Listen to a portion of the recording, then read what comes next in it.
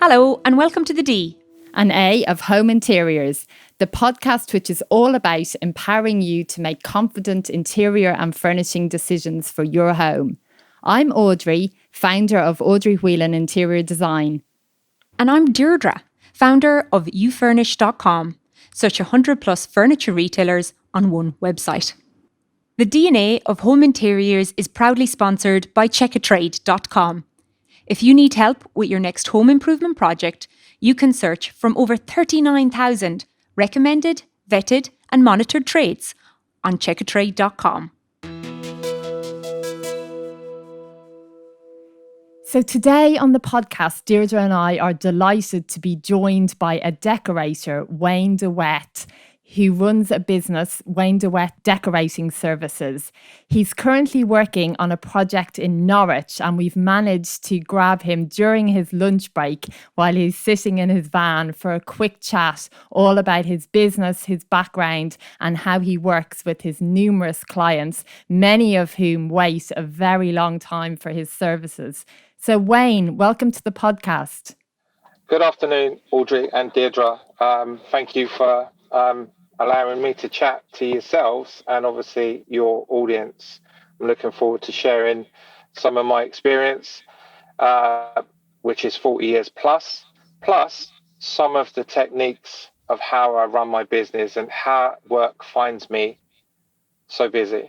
Brilliant. And can you just tell us where you are at the moment? I mentioned Norwich. So what kind of project are you working on? Certainly. This particular project is a Victorian staircase. It's very old. The doors are even older. And there's a lot of hard graft and mess as I'm working along. So currently I'm working on the doors. The doors have got cracks and splits and shakes. And there's an awful effort to bring them up to standard. Wayne, it's interesting that you're bringing some old staircase back to life. Do you find, given sustainability is more on people's minds, that people are looking to reuse the existing rather than replace it more recently? I do find that not just with buildings. I also do have painted kitchens. So if you just think of that, you could have a kitchen that's 20 years old, 50 years old, or even 5 years old. Now, rather than go out and buy new, you can completely transform the feel and look of the room by changing the colour and the finish of the kitchen cabinets. With regards to the Victorian staircase that I'm on now, the client is very sensitive to the history of this house. So of course, it would be much cheaper to replace, but actually it would be like the house has had its big toe cut off. Yeah, that's super interesting. I think it's something that we see a lot with listeners on the podcast. They're now looking more to sustainable and reusing items and how you can upcycle them into new and sort of fresh looks. So maybe it'd be helpful to go back, Wayne. If I'm a customer and I'm starting off a project, how do I find somebody like you? Okay, so you can find me on Checkatrade.com.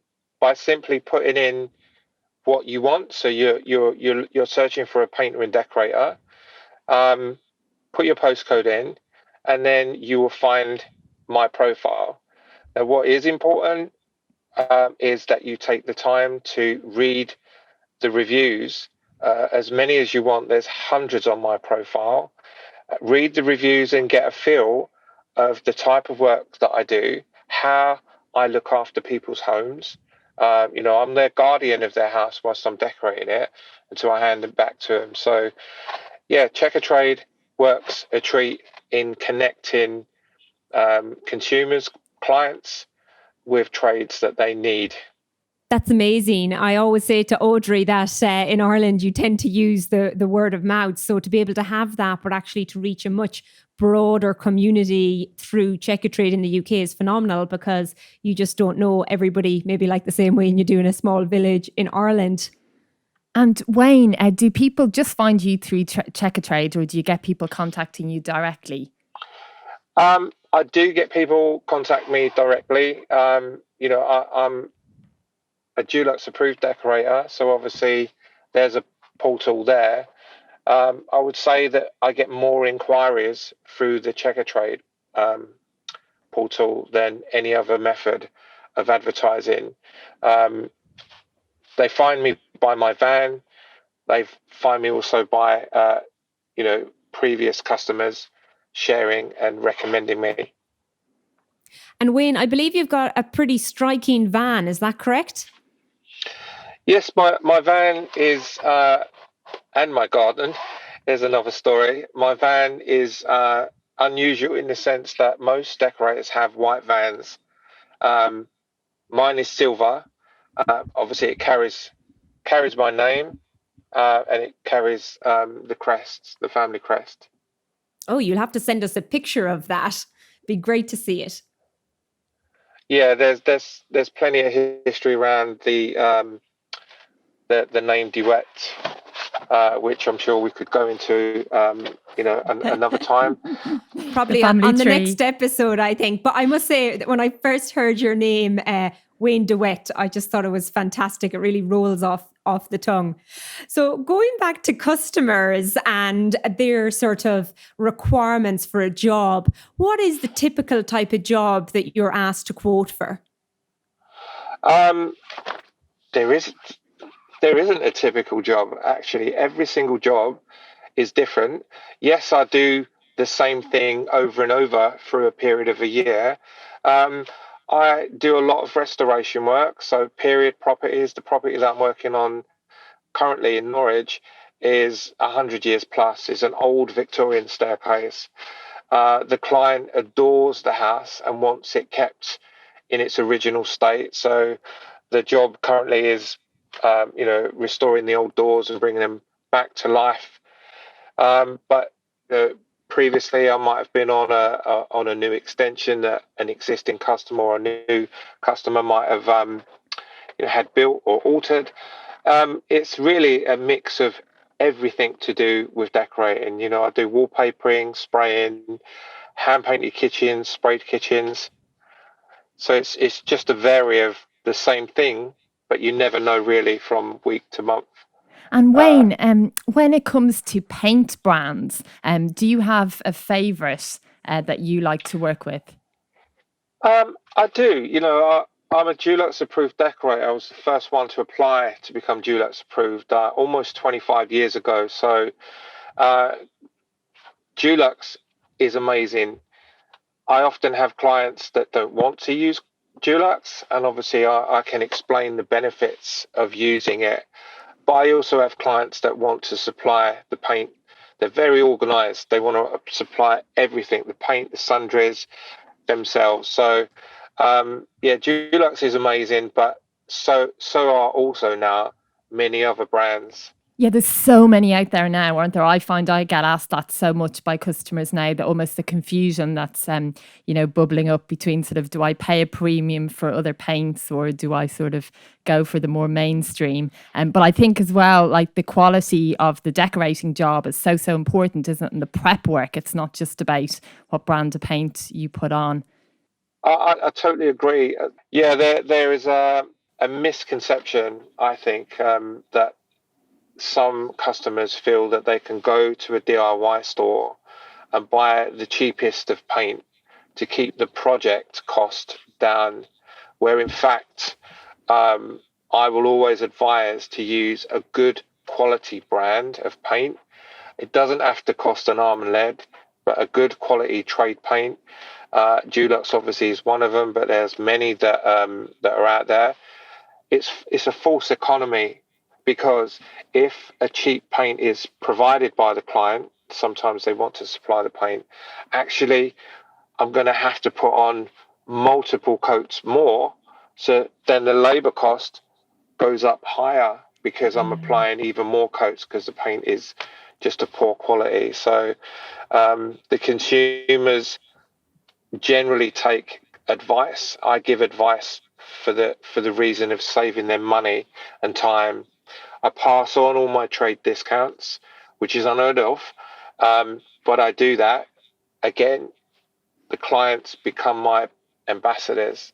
They'll talk to their friends, they'll talk to their neighbours, work colleagues. How was Wayne's decorate? Oh, he did an amazing job. He cleaned up, he hoovered, he vacuumed, put the curtains back, and you never guess what? He even passed on his trade discounts. And it's little things like that help It makes all the difference. Busy, yes. Yeah, no, it's a lot of things that you're saying. So when I first did my project, I bought cheaper paint, which I now regret. And my mum is always like, why didn't you use Dulux? Your granny said you only use Dulux. So I think there is that like quality associated that you pay for, but the result that you get.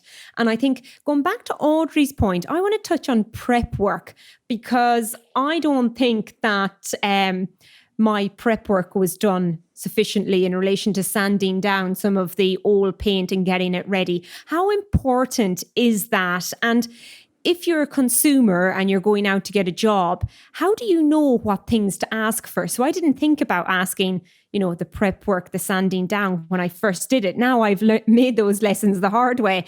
But how can we help other people to avoid those lessons in relation to prep and the right questions to ask?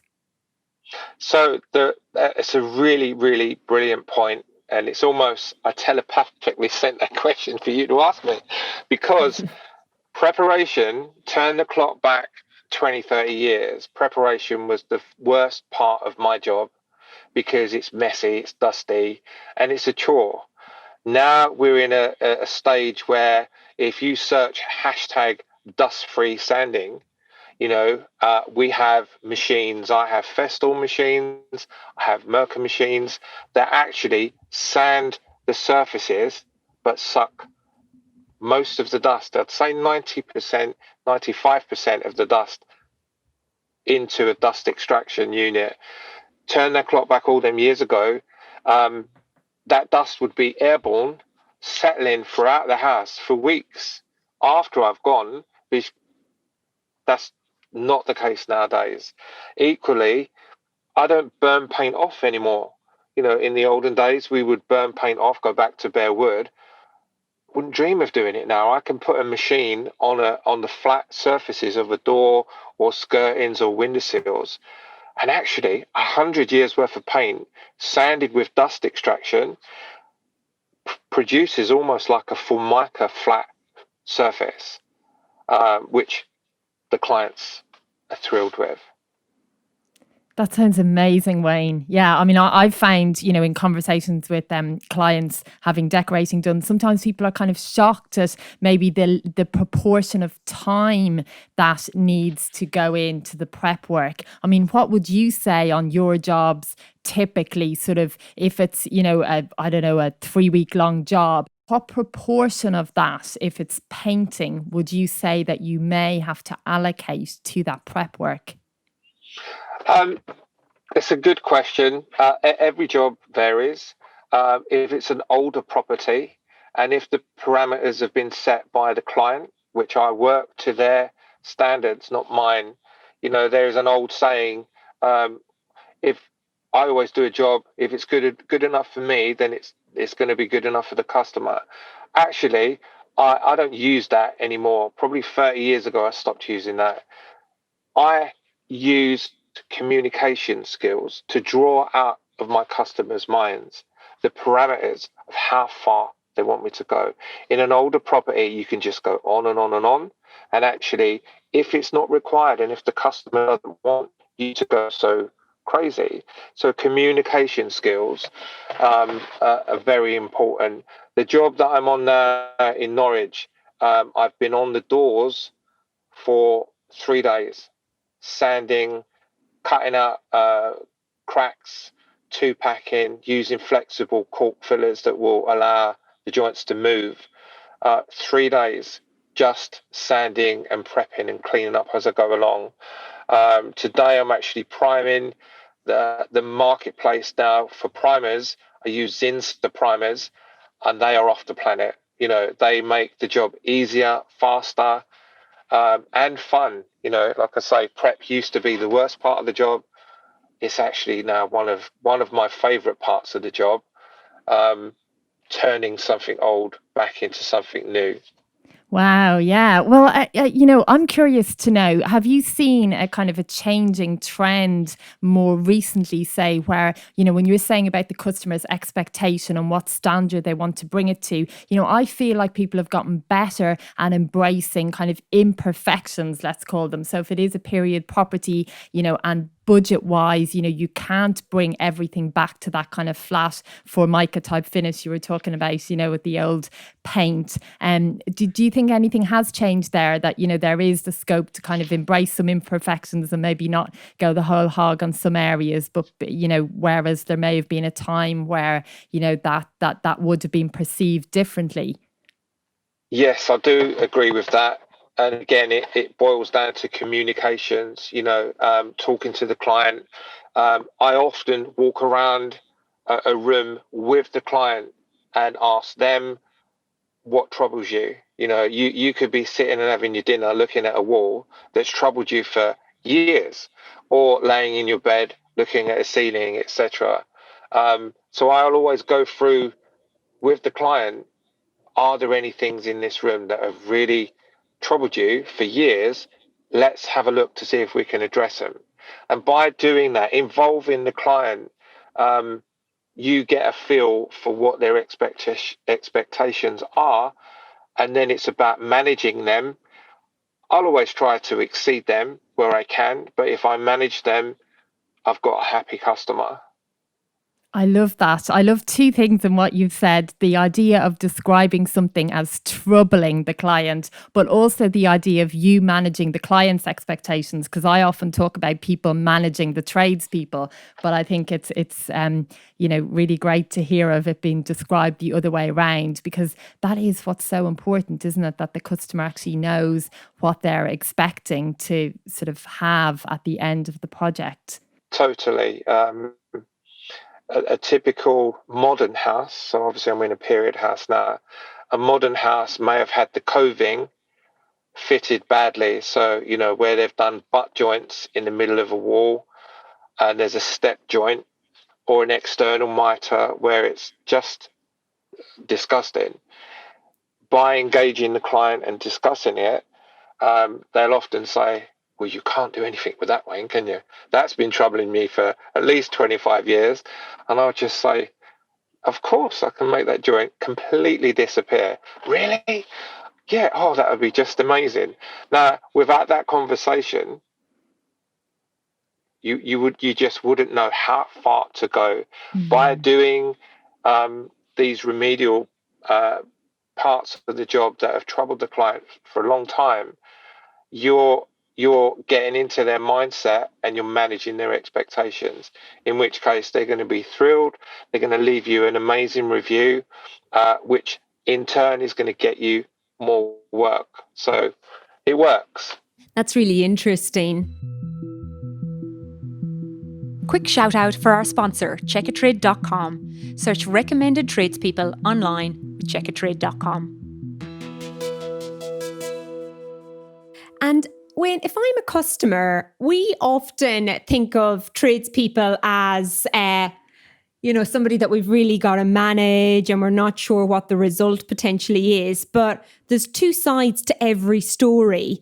Could you give us like 3 examples of your most amazing customers, what they did that made your life easier? And on the other side, maybe 3 examples of what's not to do as a customer. What has somebody done that's a big no-no? Certainly can, but obviously we won't mention any names. No. But yeah, if I flip it round, I was scheduled in to do a lounge after Christmas. This is probably 14 years ago. It was scheduled in. Back then, I used to take booking deposits, pin them on the board, bank them a week beforehand. I rang the interior designer and I said, I'm scheduled to go to job B, and they wasn't there. So when I got there, it was all locked up. I rang the designer, and what they'd done, Christmas Eve, they decided to go on a holiday. So I went to the next job, completed that, went back to this other job. I was told the key was hidden. When I went into the room, just imagine the Christmas tree had no needles, but the carpet had plenty. There were half-drunk drinks. There were nibbles. There was Christmas presents under the trees, party poppers everywhere. And I'm thinking, oh my gosh. I rang my wife and she said, come home. She said, it's not your job. And I said, look, just imagine when they come back, they've gone away and completely forgotten. When they come back, not only is the room transformed to the new look that they've asked to be created, that the tree's gone, the carpet's been cleaned, the curtains are clean, the windows are clean, the room is totally transformed. There's a bouquet of flowers. There's bread and milk in the fridge. They're going to be happy. She said, you're mad. Come on. I said, no, I'm going to do it. So on that one, yeah, that was crazy because that certainly wasn't ready. Another idea is if a customer can prep the room, ideally remove what furniture they can and move stuff out if they can. That's the perfect customer. If the room's empty, I can work faster because I'm not leaning over furniture and I haven't got to protect furniture. What was the third one? So it was 3 things that customers do that help and 3 things that customers have done to you that maybe has frustrated you, shall we say? Yeah, maybe one of them would be giving me too much tea and biscuits. I like a cup of tea. I think the most I've ever had is probably 14 cups of tea in a day. And I just felt obliged that I had to have it and drink it. I'll often say, look, no biscuits, thank you so much, no cake. But, the regular ones, they'll actually bake for me because they know I'm coming. And it's like, I'm sure I put on a few pounds leaving the job. So it fits in with your 3. Probably a little bit mean for me to mention it, because some jobs I could be downstairs or upstairs and I can hear the kettle and the teacups clunking and you don't get anything. So, from one extreme to the next. But it's all good fun. It's all good fun in a day of a decorator's life. That's so funny, Wayne, because it was actually something I was thinking I'd love to ask you on the podcast about cups of tea, because I find it's something that crops up a lot when I've been involved in projects where I've brought decorators in. Sometimes the clients would say, oh no, I hope they won't be expecting cups of tea all day. I'm not here to make the tea, And so I would often end up with these conversations around, okay, well, what is the tea etiquette? Do we need to set up a sort of a tea and coffee station? Can they make their own? Is somebody else going to make them? So it's quite funny to hear the other side of the coin where maybe there's too much tea and biscuits and cake. Yeah. I think just a quick one on one job. I also work with interior designers, and that's really lovely. But if the client has said, help yourself to tea, then I will, but I won't have 14 cups. So I would make the interior designer a cup of tea or coffee. And obviously it's a big job. When they've arrived, I've just said to them, it's your turn. You can make. And I remember this Norfolk interior designer went into the kitchen, made a cup of tea. And I used to take sugar donkeys years ago, and so did he. He put salt. He didn't know that what was in the pot, because salt and sugar look similar. He put salt in both teas. I think he did it on purpose because I've never asked him to make another cup of tea. But did he drink his cup of tea? He took a mouthful as I did, and quickly it was not in our mouths, So yeah, it was funny, but thinking on years, I'm thinking he did that, so I'd never ask him to make a cup of tea again. Very clever. But then designers are clever, and that's why I'm a painter, not a designer. So good luck. Very good. So Wayne, what I've heard today is that if I'm a customer, I can use a platform like Checkatrade.com, which will help me to find a reputable tradesperson with reviews. I need to put in detail in the request for proposal around the job and what you want to do. Then when it comes to actually starting the work, I can make your life easier by doing some of that prep around clearing the furniture and then communicating with you around the quality of the work that I want, the quality of the paint, discussing and trying to get all your insights. Is there any other tips that you have for consumers? Yes. My tip for the consumer is do some research. I was asked just before Christmas last year to use a very durable paint on a hall, stairs and landing that's actually got crushed marble in it. And I'd never heard of it. I'll always research. And they said, oh, my friend used this. And, they supplied it. It was incredible. So, it's really fun and interesting to turn up to a job where the client wants to supply the materials themselves. As long as they supply good quality materials, there's never an issue. But I do get surprised every now and then where there is something that I've never even used. So yeah, do some research. I'm always there to help with color choices and recommend, the finish that's going to be more durable. So say for hall, stairs and landing, you want something that's going to be more scrubbable. I think Dulex have got a new product out at the minute that's called Scuff Shield. And it's like, wow, whoever thinks of the names need a medal, because any hall, stairs and landing are going to get the brunt of a family home. It's going to get suitcases going up and down, dogs, bicycles coming in. The hall gets the brunt. So using a paint and specifying a paint that's durable saves the customer time and money in the long run. Now, Wayne, I have one last question for you, and Audrey probably can't ask this one given she's an interior designer, but would you prefer working with a client directly or through an interior designer? That's a fantastic question, and I'll give you an honest answer.